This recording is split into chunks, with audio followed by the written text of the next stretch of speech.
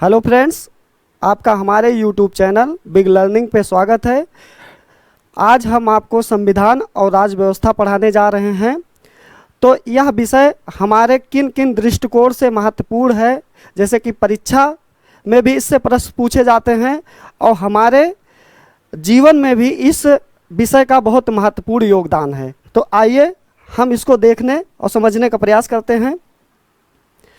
तो जैसा कि आप देख रहे हैं, संविधान और राज्य व्यवस्था, इससे जो संबंधित प्रश्न पूछे जाते हैं हमारे वनडे एग्जाम में, जैसे एसएससी हुआ, इसमें भी प्रश्न पूछे जाते हैं, बैंक में भी प्रश्न पूछे जाते हैं और रेलवे में भी प्रश्न पूछे जाते हैं। और साथ ही साथ जितने भी स्टेट पीसीएस हैं उनमें लगभग परीक्षाओं में इससे संबंधित प्रश्न पूछे जाते हैं। और साथ ही साथ भारत की सबसे महत्वपूर्ण परीक्षा यूपीएससी, जिसे हम संघ लोक सेवा आयोग के नाम से जानते हैं, उसमें भी इससे संबंधित प्रश्न पूछे जाते हैं।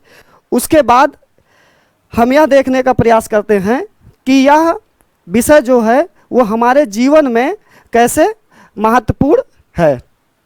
तो यह भारतीय नागरिकों में समावेशी विकास को बढ़ावा देता है। समावेशी विकास यानी कि इंक्लूसिव डेवलपमेंट, यह कैसे हमारे जीवन में महत्वपूर्ण योगदान रखता है। तो इसमें विभिन्न अधिकारों की बात की गई है, जैसे कि समानता की बात की गई है। हमें समान अधिकार दिए गए हैं, जितने भी भारतीय नागरिक हैं उनमें समानता का भाव पैदा करने के लिए हमें समानता का अधिकार दिया गया है। फिर हम स्वतंत्रता का भी अधिकार इसमें दिया गया है। फिर हमारे साथ शोषण ना हो, चाहे राज्य के द्वारा या किसी व्यक्ति के द्वारा, तो उसके लिए हमें शोषण से भी संबंधित उनसे बचाव के लिए उसका भी इसमें योगदान किया गया है। उसके बाद हम अपने धर्म की सुरक्षा करें, हम किसी धर्म को माने या ना माने, उससे भी संबंधित इसमें अधिकार दिए गए हैं। उसके बाद हम अपनी संस्कृति और शिक्षा की रक्षा कर सके, उनसे भी संबंधित इसमें प्रावधान किए गए हैं। और संवैधानिक उपचारों का भी इसमें उल्लेख किया गया है। अगर हमारे किसी अधिकार का हनन हो रहा है तो हम विभिन्न, उसमें रीट की बात की गई है, जिसमें 5 रीटों के माध्यम से हम सुप्रीम कोर्ट या हाई कोर्ट जा सकते हैं और अपने अधिकारों की सुरक्षा कर सकते हैं। और साथ ही साथ विभिन्न आयोगों के माध्यम से हमें अपने अंदर समावेशी विकास को बढ़ावा देने का मौका मिलता है। जैसे कि अगर महिला से संबंधित कोई उनके हनन की बात हो रही है तो राष्ट्रीय महिला आयोग, राष्ट्रीय महिला आयोग की बात की गई है। तो इनसे संबंधित अगर कोई भी समस्या होती है तो इसमें आप शिकायत दर्ज करा सकते हैं। ऐसे तमाम और भी आयोग बनाए गए हैं, तो ये भी हमारे समावेशी विकास के लिए बढ़ावा देता है। जैसे कि राष्ट्रीय मानवाधिकार भी है एक संस्था, राष्ट्रीय मानवाधिकार आयोग। इनमें भी अगर आपके किसी अधिकार का हनन हो रहा हो तो आप इस आयोग में जाके अपने बात को रख सकते हैं और आपकी जो समस्या होगी उसको समाधान किया जाएगा। और विभिन्न न्याय के माध्यम से भी आप अपने अंदर समावेशी विकास को बढ़ावा दे सकते हैं। जैसे कि आपको आर्थिक न्याय की बात की गई है हमारे प्रस्तावना में, और सामाजिक न्याय की बात की गई है, और फिर राजनीतिक न्याय की बात की गई है। तो राजनीतिक न्याय का तात्पर्य है कि आप एक अगर भारत के नागरिक हैं, भारत के नागरिक होने के नाते आपके अंदर कई राजनीतिक अधिकार दिए जाते हैं। जैसे कि आप मतदान करने का भी अधिकार रखते हैं और चुनाव लड़ने का अधिकार रख सकते हैं। एक भारत का नागरिक जो है वो एक छोटे चुनाव में भी पार्टिसिपेट कर सकता है और भारत के सबसे बड़े चुनाव यानी राष्ट्रपति के भी चुनाव में वो अपना योगदान दे सकता है या उसका चुनाव वो लड़ सकता है। उसके बाद फिर हम इसी घटनाक्रम को देखते हुए फिर, जैसे कि यह संविधान और राज्य व्यवस्था जो है न सिर्फ हमें इसी विषय के बारे में सोचने का मौका देता है, बल्कि और भी सब्जेक्ट हैं जिनके बारे में हमें सोचने और समझने का मौका देता है। जैसे कि संविधान और राज्य व्यवस्था जो है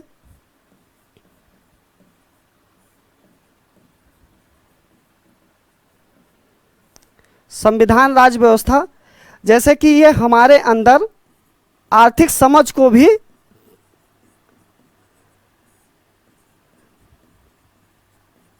विकसित करने में सहायक होता है। हमारे देश में क्या आर्थिक विकास होगा, हमारे देश का बजट क्या होगा, इनसे संबंधित भी इसमें विभिन्न पहलुओं को समझने का हमें मौका मिलता है अगर हम संविधान और राज्य व्यवस्था को पढ़ते हैं। ऐसे ही फिर आपके अंदर भौगोलिक समझ को भी मजबूत करता है। भौगोलिक समझ को भी मजबूत करता है। कैसे? कि जैसे कि हमारे संविधान और राज्य व्यवस्था में विभिन्न विशेष राज्य के दर्जे की बात की गई है। तो विशेष राज्य का मतलब ये है कि जैसे कि आप देख रहे हैं इस भारत के नक्शे में पूर्वोत्तर का जो जितने भी राज्य हैं उनको लगभग सभी राज्यों को विशेष राज्य का दर्जा दिया गया है। विशेष राज्य के दर्जे में केंद्र सरकार जो होती है वो उनको अधिक फंड आवंटित करती है अन्य राज्य की अपेक्षा 90 और 10 के रेशियो में, यानी कि 90% केंद्र सरकार अपना पैसा देती है और 10% राज्य अगर किसी भी योजना या और मतलब पैसा उसमें निवेश कर रही है तो केंद्र सरकार का उसमें योगदान होता है। तो ऐसे हम अपनी भौगोलिक समझ को भी मजबूत कर सकते हैं और साथ ही साथ हम अपने इतिहास को भी जानने का हमको मौका मिलता है। जो ऐतिहासिक समझ को भी हमारे ये बहुत मजबूत करता है। कैसे?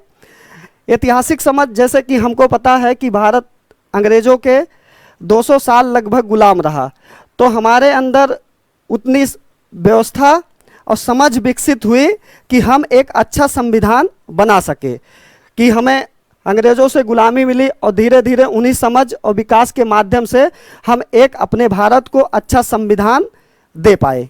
ठीक, तो इस प्रकार यह विषय वस्तु न सिर्फ हमारे परीक्षा के लिहाज से बल्कि हमारे जीवन में भी इसका बहुत बड़ा योगदान है। यह हमारे अंदर आर्थिक समझ और सामाजिक समझ और भौगोलिक समझ और ऐतिहासिक समझ को भी मजबूत देता है और साथ ही साथ हमारे अंदर बोलने की, समझने की और हमारे व्यक्तित्व के विकास में भी इसका बहुत बड़ा योगदान है। और इसके आगे देखने का प्रयास करते हैं। तो अब हम आते हैं संविधान की परिभाषा पे। तो किसी विषय वस्तु को पढ़ने से पहले उसके बारे में जानना जरूरी है कि उसकी क्या परिभाषा है, उनमें हम किन किन चीज़ों का अध्ययन करने वाले हैं, तो यह सब भी हम देखते हैं।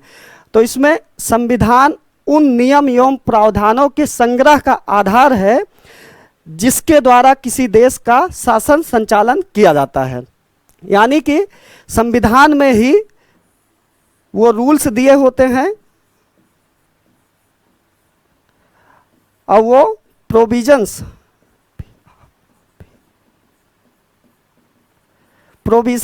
दिए होते हैं जिनके द्वारा किसी देश का शासन संचालन किया जाता है। तो जैसे कि हमारे देश में जो शासन संचालन की व्यवस्था है वो त्रिस्तरीय संरचना है। देश का शासन संचालन हमारे भारतीय देश का जो है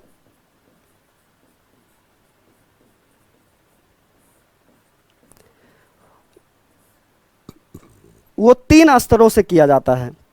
आपको पता होगा, पहला है केंद्र सरकार के माध्यम से,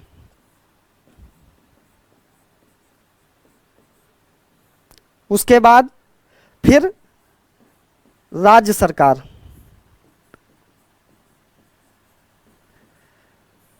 फिर स्थानीय सरकार,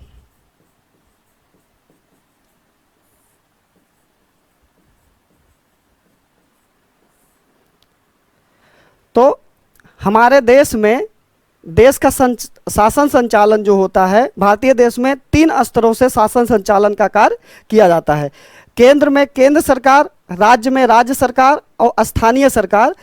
ये तो हमारे मूल संविधान में इसका उल्लेख था, लेकिन जो स्थानीय सरकार का उल्लेख हमारे मूल संविधान में नहीं था। इसको हम 73वें एवं 74वें संविधान संशोधन के माध्यम से इसको हम अपने देश में लागू करते हैं। 73वां या 74वां जो संविधान संशोधन हुआ उसके माध्यम से हम स्थानीय सरकार का नींव अपने देश में रखते हैं।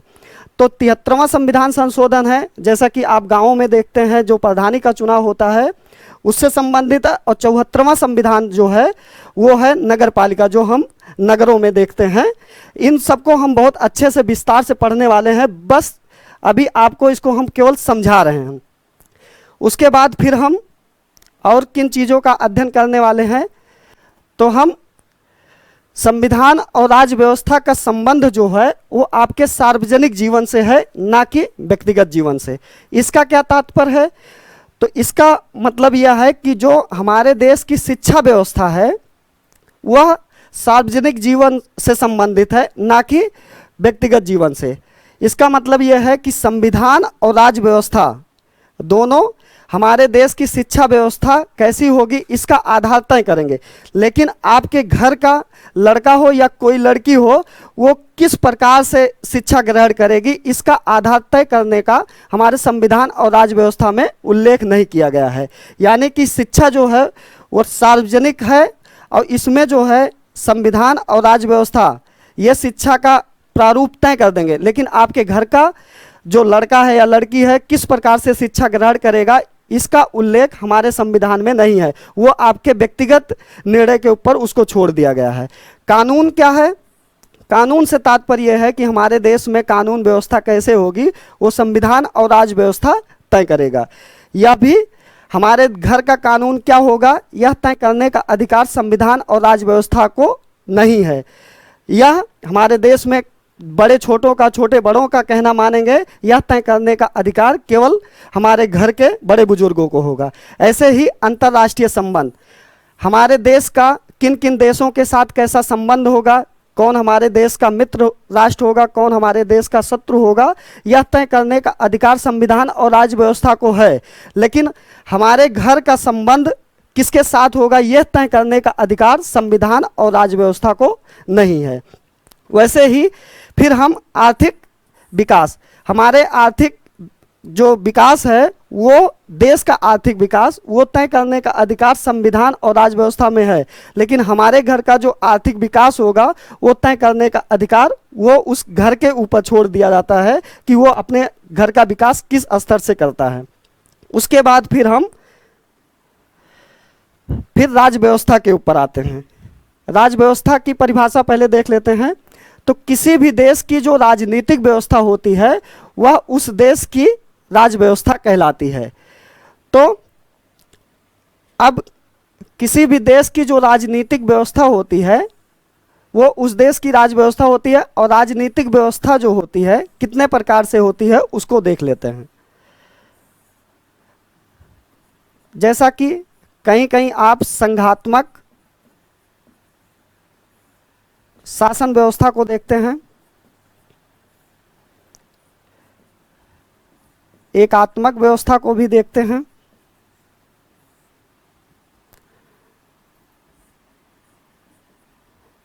उसके बाद संसाधनात्मक व्यवस्था को भी देखते हैं,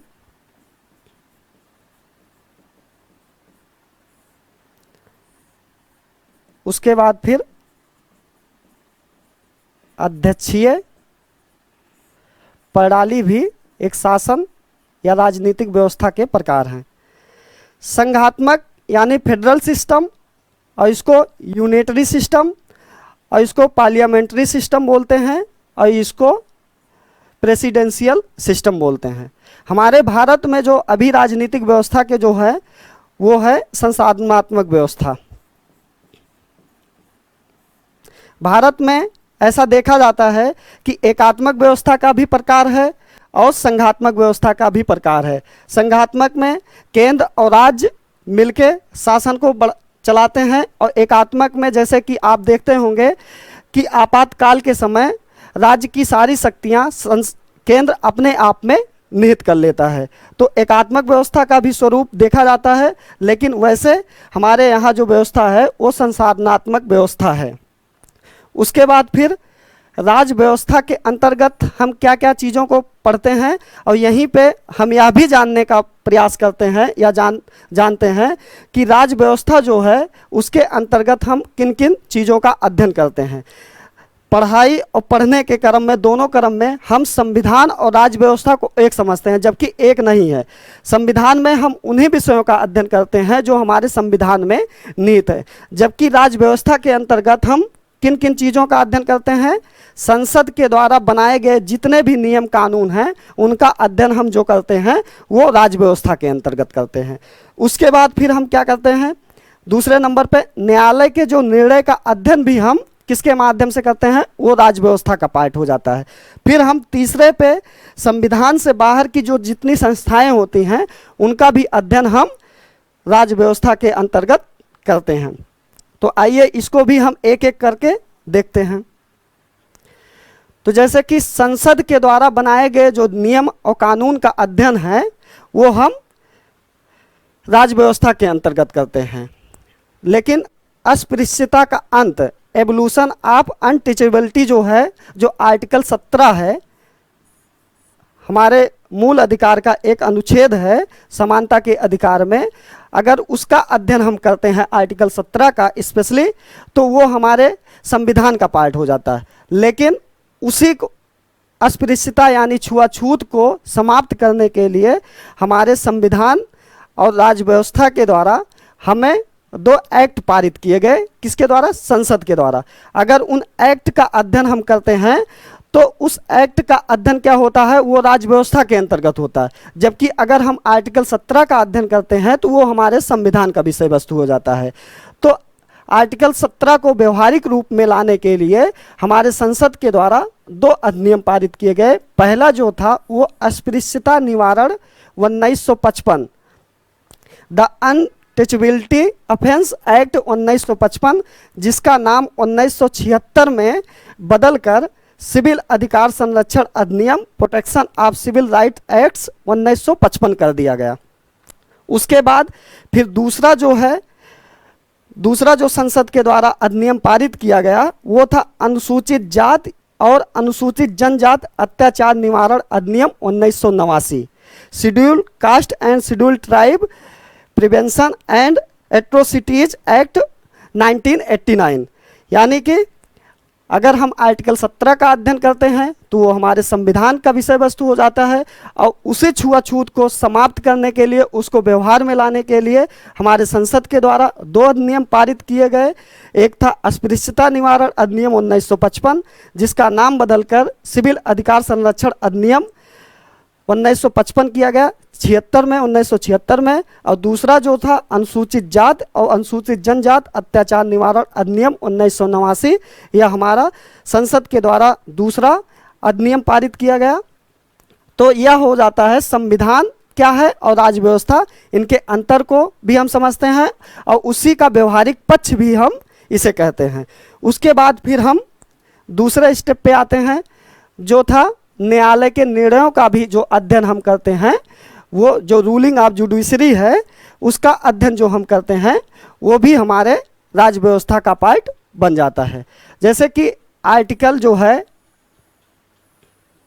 article 19 clause first sub clause A, विचार एवं अभिव्यक्ति की स्वतंत्रता जो है, अगर इसका अध्ययन हम करते हैं, जो स्वतंत्रता के अधिकार का एक आर्टिकल है, तो यह कैसा विषय वस्तु हो जाता है, यह हो जाता है हमारे संविधान का विषय, यानी कि कॉन्स्टिट्यूशंस का विषय।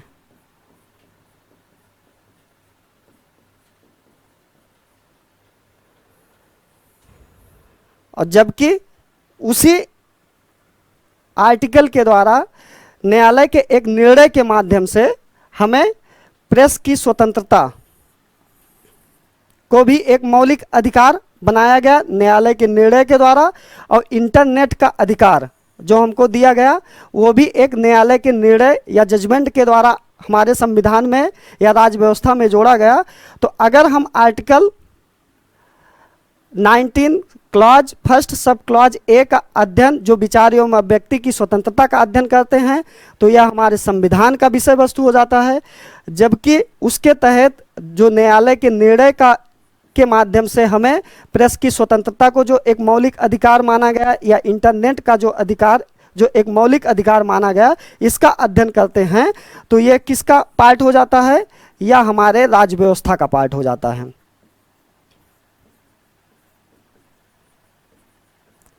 यानी कि पॉलिटी का।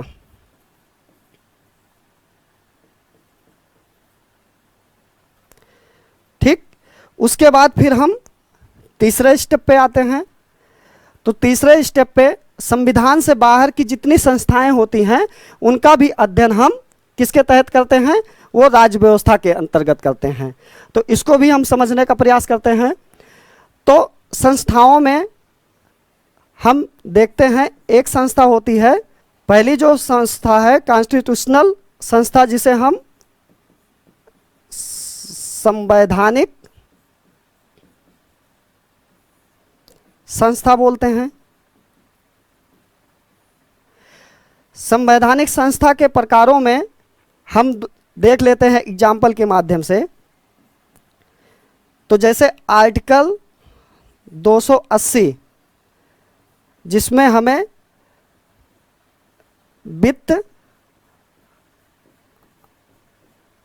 आयोग के बारे में पढ़ने का मौका मिलता है, और साथ ही साथ एक आयोग का हम एग्जाम्पल और ले लेते हैं, आर्टिकल 324, जिसमें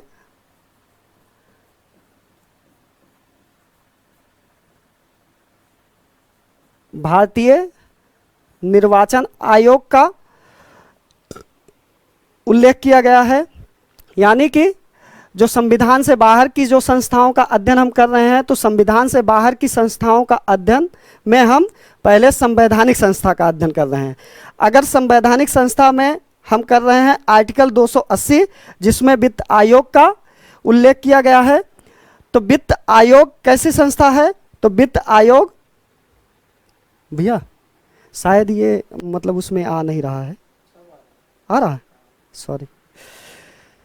तो संवैधानिक संस्थाओं में हम जैसे देख रहे हैं, तो संवैधानिक संस्थाओं में आर्टिकल 280 जो वित्त आयोग है उसका अध्ययन कर रहे हैं, तो ये हमारे संविधान का विषय वस्तु हो जाता है। और आर्टिकल 324 जिसमें भारतीय निर्वाचन आयोग की बात की गई है, तो वो कैसी संस्था है? वो संवैधानिक संस्थाएं हैं।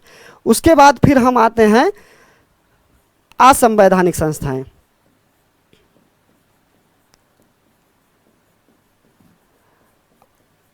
असंवैधानिक संस्थाएं किसे कहते हैं?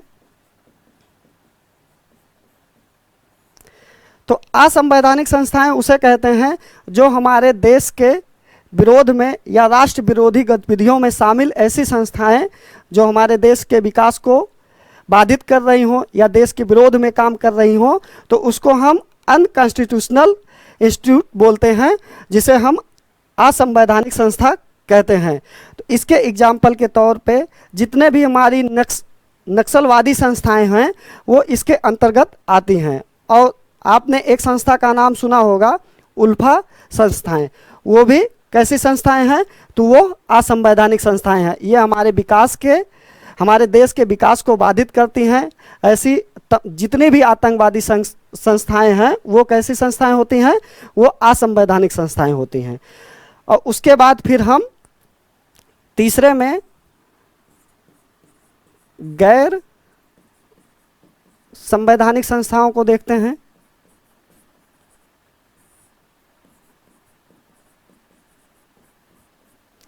गैर संवैधानिक संस्थाएं किसे कहते हैं? तो यह दो प्रकार की होती हैं जो हमारे संसद के द्वारा बनाई जाती हैं।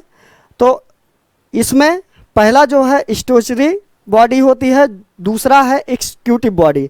तो स्टैट्यूटरी बॉडी उसे बोलते हैं जिसे हम सांविधिक संस्था बोलते हैं।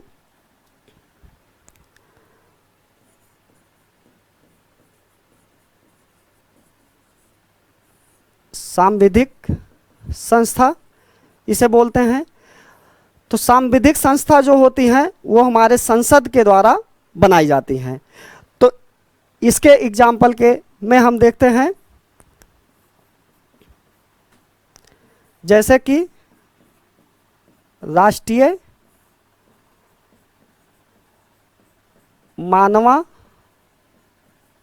अधिकार आयोग। यह कैसी संस्था है? यह सांविधिक संस्था है। तो किसके द्वारा बनाया गया? हमारे संसद के नियम के द्वारा बनाया गया। उसके बाद फिर ऐसी और संस्थाओं को हम देख लें। उसके बाद फिर हम राष्ट्रीय महिला आयोग जो है,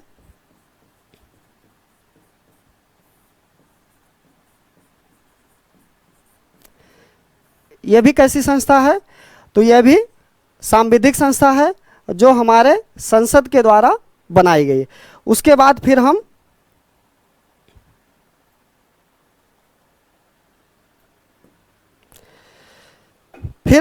एग्जीक्यूटिव संस्था किसे कहते हैं? इसे हम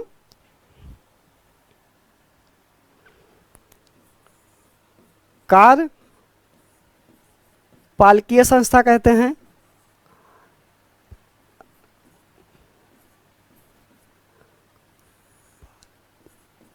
संस्था बोलते हैं। तो यह कैसी संस्थाएं होती हैं? जो हमारे राष्ट्रपति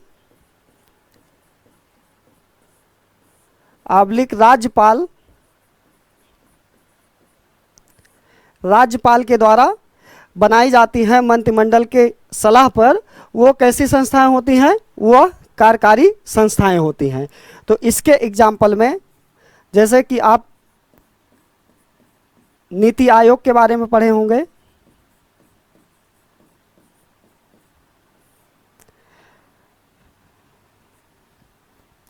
तो हम कार्यपालकीय संस्थाएं, एग्जीक्यूटिव संस्थाओं के बारे में देख रहे हैं। तो एग्जीक्यूटिव संस्थाएं या कार्यपालकीय संस्थाएं उसे कहते हैं जो हमारे राष्ट्रपति या राज्यपाल के द्वारा मंत्रिमंडल के आदेश पे बनाई जाती हैं या उनकी सलाह पे बनाई जाती हैं। तो उसे हम कार्यपालिकीय संस्थाएं बोलते हैं। तो इसके एग्जाम्पल में नीति आयोग, जिसका नाम पहले योजना आयोग था, तो इसको 2015 में इसी का नाम बदलकर नीति आयोग कर दिया गया। और उसके बाद फिर हम एक संस्था जैसे विधि आयोग जो है, वो भी कैसी संस्था है? वो भी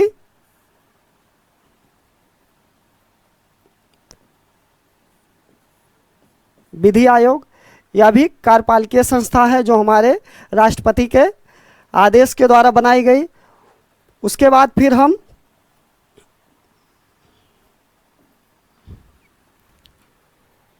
हमने यह जाना कि संविधान किसे कहते हैं और राज्य व्यवस्था किसे कहते हैं, इन दोनों में अंतर क्या है, इनको हम समझ लिए।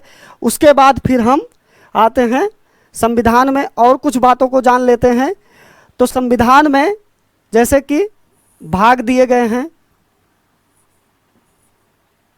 22 भाग। भाग किसे कहते हैं? चैप्टर किसे कहते हैं? तो हमारे संविधान में कुल 22 भाग है। लेकिन अगर परीक्षा में किसी प्रश्न में अगर आपसे यह पूछा जाता है कि संविधान में वर्तमान में कितने भाग हैं, तो अगर 22 है और 25 भी है तो आपको 25 ही टिक करना है। क्यों? कि जैसे कि आपको पता है कि भाग 4A जो हमारे 42वें संविधान संशोधन के द्वारा जोड़ा गया, उसके बाद फिर 9 का जोड़ा गया 74वें संविधान संशोधन के द्वारा। उसके बाद फिर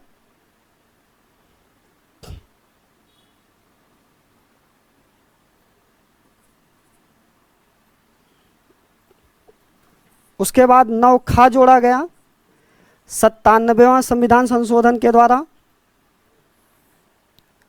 उसके बाद 14 का जोड़ा गया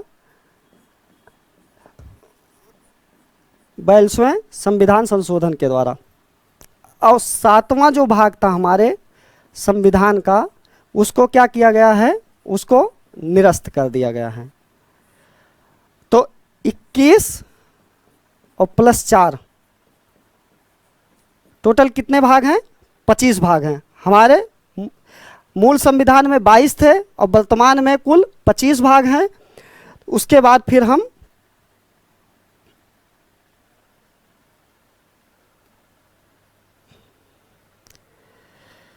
जैसा कि संविधान के अंतर्गत हम पार्ट को देख रहे हैं, और चैप्टर क्या होता है, भाग को चैप्टर में बांटा गया, और चैप्टर को फिर आर्टिकल में बांटा गया, और आर्टिकल को पुनः फिर क्लॉज में बांटा गया, और क्लॉज को फिर हम सब क्लॉज में बांटा गया। तो इसको एक डायग्राम के माध्यम से समझते हैं। जैसे ये हमारे संविधान का गोला है,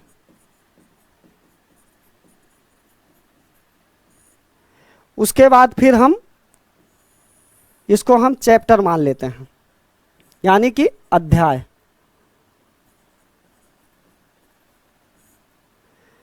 उसके बाद फिर अध्याय को आर्टिकल में बांटा गया, यानी कि अनुच्छेद में। फिर अनुच्छेद को पुनः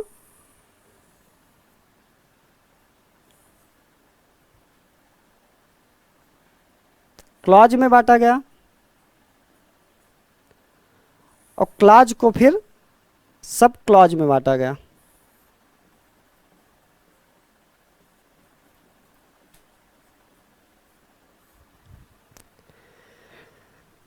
तो पार्ट जो होते हैं और चैप्टर, जैसा कि आपको पता है कि हमारे मूल संविधान में 22 भाग थे, और 22 भाग में कुछ भाग बड़े थे, तो उन्हीं भागों को बांटकर चैप्टर में बांटा गया। जैसे कि भाग 5 जो संघ के शासन का जिसमें उल्लेख किया गया था, उसमें वो बहुत बड़ा भाग था, तो उसको 5 अध्यायों में बांटा गया। फिर उसके बाद आर्टिकल को फिर क्लॉज में बांटा गया, क्लॉज को फिर सब क्लॉज में बांटा गया। तो जैसे कि आर्टिकल किसे कहते हैं, आपने पढ़ा होगा कि आर्टिकल जो वर्तमान में है 1 से लेके 395, यानी कि हमारे मूल संविधान में 395 आर्टिकल थे, लेकिन अभी वर्तमान में लगभग 470 आर्टिकल हैं। ठीक, उसके बाद फिर हम क्लॉज को देखते हैं। जैसे कि आर्टिकल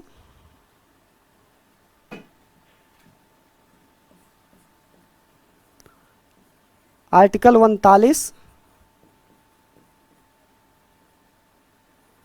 आर्टिकल 39A,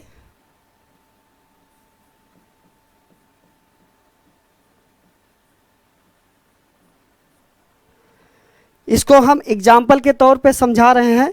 जैसे कि आर्टिकल 39 एक स्वतंत्र आर्टिकल है, और आर्टिकल 39A ये भी एक स्वतंत्र आर्टिकल है, जबकि आर्टिकल 39 क्लॉज ए जो है वो कैसा आर्टिकल है, वह एक क्लॉज का आर्टिकल है। और सब क्लॉज का आर्टिकल किसे कहते हैं, तो जैसे article 19 clause first sub clause A, यह कैसा आर्टिकल है, ये हमारा सब क्लॉज का आर्टिकल है। तो हमने आर्टिकल किसे कहते हैं यह भी जाना, और क्लॉज का आर्टिकल कौन होता है उसको भी हम समझे, और सब क्लॉज का कौन सा आर्टिकल होता है उसको भी हम समझे।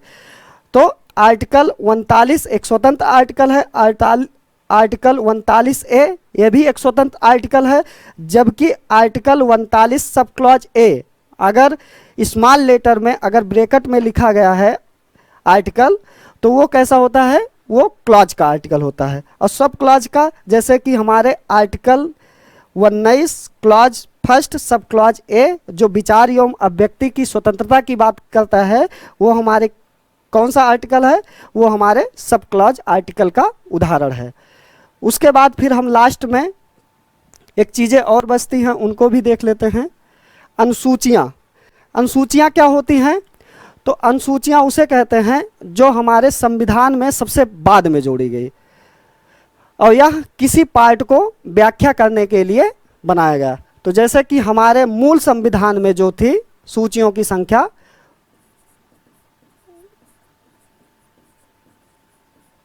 मूल संविधान में हमारे कुल 8 अनुसूची थी, और जबकि वर्तमान में अनुसूचियों की संख्या जो है वो कितनी है, 12 है।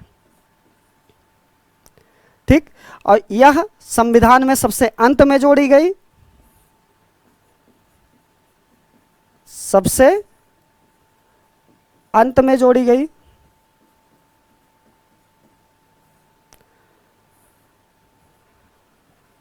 और यह किसी पार्ट की व्याख्या करने के लिए इसको जोड़ा गया। जैसे कि अनुसूची फर्स्ट, जो शेड्यूल फर्स्ट है, उसमें किस चीज की बात की गई है? संघ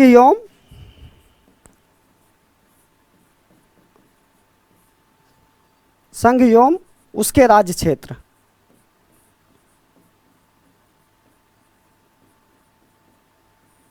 यूनियन एंड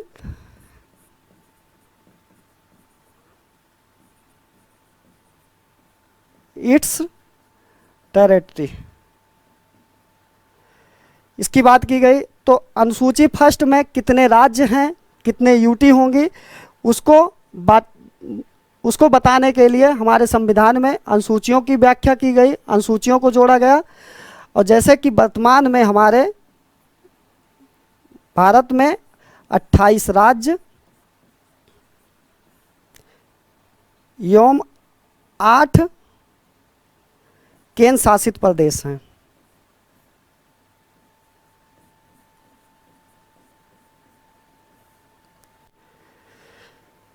तो फ्रेंड्स, हमारी यह इंट्रोडक्शन क्लास यहीं पर समाप्त होती है। उसके बाद फिर हम अगली क्लास अगले दिन होगी हमारी। तो जैसा भी आपको यह हमारा वीडियो लगा हो तो उस पर आप कमेंट करके अपनी प्रतिक्रिया दे सकते हैं। Thank you very much.